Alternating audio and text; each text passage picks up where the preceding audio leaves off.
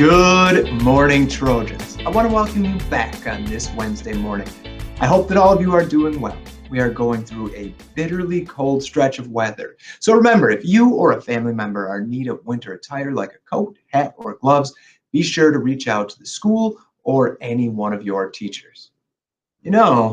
Since it is cold out, this would be a great time to log into your Google Classroom, visit some office hours, connect with your teachers, and submit your work. We are at the quarter mark in the semester. Make sure that you are earning the grades you want. We have a couple of announcements to start our day. The first one is Multilingual Virtual Parent Night, Tuesday, February 23rd. Coming up in just a few weeks on March the 10th. Milwaukee Public Schools is hosting a job fair for students. Students who are 16 years old and are looking for a summer job should register and participate.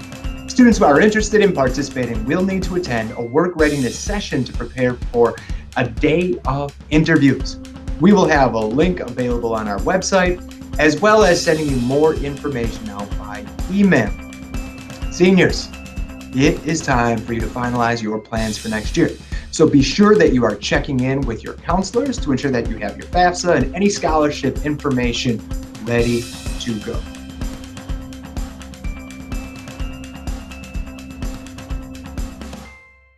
Over the course of the past few weeks, we have spent time celebrating the local heroes of the civil rights movement. Today, we wanted to focus on a few individuals who not only made significant impact on our communities, but individuals who have had a direct impact on tech. Over the past few years, we have partnered with a trades organization called Big Step. Big Step supports individuals in the skilled trades through the path of apprenticeship to journeyman. The first executive director was a man named Vince Torren. What makes Vince special is in 1948, he became Wisconsin's first African-American apprentice in the construction industry. He challenged local practices in the courts, leading to a decision by a federal judge who ruled that both the city and the Milwaukee Public Schools were discriminating against minorities in their hiring practice for skilled tradesmen, ending this tradition of discrimination. Vince continued his work supporting minorities and women within the skilled trades. He redefined workforce development and is accredited with starting over 1,300 people in careers in the skilled trades. Similar to Vincent, Arthur Malone was a trailblazer who took action to end civil rights injustices in our community. Arthur was a civil rights activist throughout the 1950s and 60s. He participated in nonviolent protests and marched with Father Grappi for open housing. Arthur continued fighting for employment rights. In 1958, he began pursuing an apprenticeship in plumbing, but was denied access due to discriminatory practices. In 1964, at the Wisconsin Judiciary Committee, he testified about job discrimination waged against him. Later that year, he became Wisconsin's first African-American plumber apprentice. He became a journeyman in 1969 and opened up Malone's Plumbing and Heating, and served as a consultant in the field on projects across the United States. Arthur had 5 children, all of which graduated from Tech, and a grandson, David Polk, who later graduated from Tech. And so, Trojans, as a very special guest today, we want to welcome back one of our alumni, Mr. David Polk, who currently serves as the Director of Apprenticeship at our partner, MATC.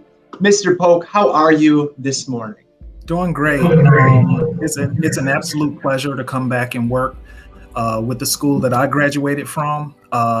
Tech holds a very special place in my heart, as I've always been a huge proponent of trade and technical careers and trade and technical education. Schools change. So could you talk to us a little bit about the experience you had while at Tech? I graduated from Tech class of 95, just a few years ago.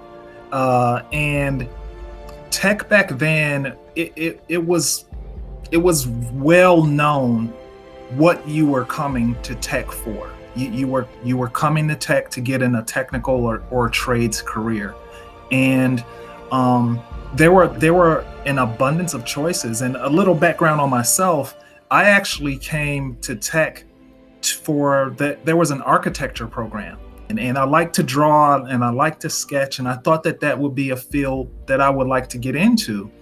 And in the freshman year of tech, you had a trade and tech survey. So you took a small dose of every trade and technical offering that tech had, and then you made a decision of your focus for the following year, your sophomore year. So when I had taken the architecture sample course, I didn't like it at all. It was not what I thought it was going to be. So my family has a storied history in plumbing, and I'd been working with my dad and my grandfather during the summers since I was 11 years old. So it was something that I knew, I was comfortable with it. So I said, hey, I'm just going to take this plumbing program. I didn't like architecture, and here I am today, fast forward. And so you mentioned your family a little bit, but I'm curious, why did you decide to go into the skilled trades? Well, because we're in Black History Month, my grandfather is a small part of Wisconsin Black history. He was the first African American union plumber in the state, union apprentice, and then of course got his journeyman's license and master's license. But he was the first African American licensed plumber in the state of Wisconsin. And growing up, you see all sorts of examples, good and bad. I grew up on 27th and Atkinson. So I seen a lot of really good and really bad examples. And my grandfather happened to be one of the really good examples because he ran a business. He owned a corner store at one time. And, when you see people in your neighborhood doing a lot of the bad things and making money, he was a great example of someone doing the right thing, owning his own business and making great money at it. So as I came up, that's what I wanted. I wanted a boat like he had. I wanted to own property like he had. And that kind of laid the foundation of what I wanted to be when I grow up. And one of the huge things that I see that I always use when I speak to high school students is that a lot of you are so young, and some of the experiences that you may have are limited. And one thing that sticks out is you can't be what you can't see. And that's why when tech comes knocking at my door, I'm always ready to come and speak to students, because I want them to see a Black male like I got to see growing up, to be an example for me that I can grow up and have a family sustaining career and raise my family the right way, and not get into some of the lures of the streets and drugs and things of that nature and violence. I can do it the right way because I have an example that did it the right way. That's really important to me. So you currently serve as the director of apprenticeship. So could you talk a little bit about what an apprenticeship is and why someone would want to pursue one? Apprenticeship is an agreement. It's a contract with the state, your employer, and the school of choice that you're going to do your classroom learning. One of the great things about apprenticeship is it's a bit of a fast track from unskilled individual to skilled individual. And it links the on-the-job training that you would receive from any other job, any profession you receive on-the-job training, and the education to fast track you from unskilled to skilled. So I can come in as a person that, hey, I vaguely know what plumbing is. I've seen a guy come and fix our sink.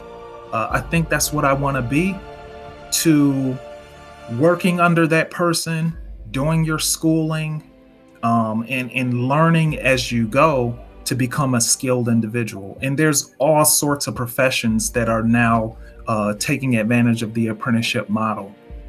Not only the trades, apprenticeship, MATC's role in apprenticeship has been around for over 100 years. And actually the technical college system in Wisconsin was based upon and built upon trades education and educating apprentices. That was the initial cause for having a technical college system.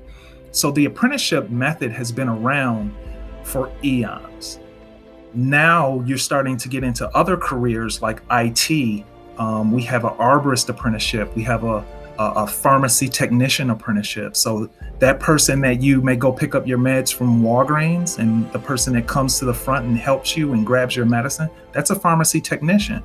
There's an apprenticeship for that now, where that person learns on the job and comes to MATC for their classroom learning.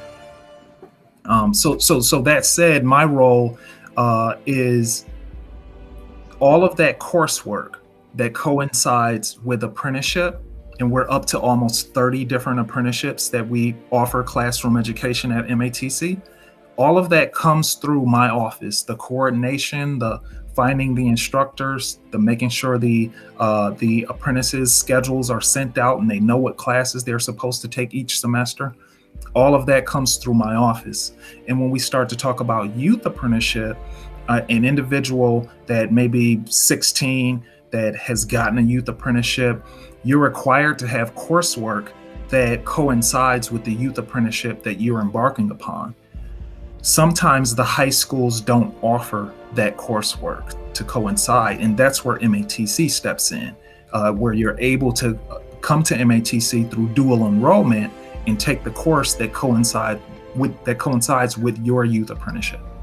What advice would you give to a student at Tech to ensure their future success? Oh, become a plumber. No, I'm kidding. I'm kidding. What I would tell any student at Tech is, the trades are a wonderful, wonderful option to a family sustaining career. Like I said, I graduated in 1995 from the halls of Tech. I started my apprenticeship right away. So that means I've been a plumber for the past 25 years now. And for me, the trades sometimes get a bad rap for, being the fallback career. Hey, if this doesn't work out, you can fall into the trades. Well, that's not necessarily true. We're looking for you students that have a high acumen for STEM, have a high level of deductive reasoning, have a high level of spatial recognition. That makes great tradesmen, wonderful tradesmen. One of the things I always tell students is, right now we're in single digits outside. Two things that will always happen in Wisconsin: it's gonna get very, very hot, and it's gonna get very, very cold. That said, the HVAC industry has multiple apprenticeships that you can embark upon, and you'll never go a day in your life without work. There will always be work for you, especially in Wisconsin. So start as young as you can to start that journey, and there's always room to grow in the trades. Those were all the questions I had for you. Is there any last words you wanted to give to the staff and students of Tech? Like I said earlier, you guys are near and dear to my heart. I'll always be a Trojan. I'll always represent Trojans. One of the things that I want to tell you is use your Trojan family as a resource. There are a lot of us out here in high positions that can help you get a job, help you build a plan for your future. Right now, along with myself, there are other people in the industry, in the trades, that are now business owners, that are managers, that are superintendents of different companies, and they came from Tech. So they, like myself, will always look out for a fellow Trojan. So use your Trojan network as much as you possibly can so that we can help you build your plan for the future. So David, on behalf of the students and staff here at Tech, I just want to say thank you. I wish you nothing but the best. Absolutely. Thank you for the opportunity. And remember, until next week, work hard, get smart.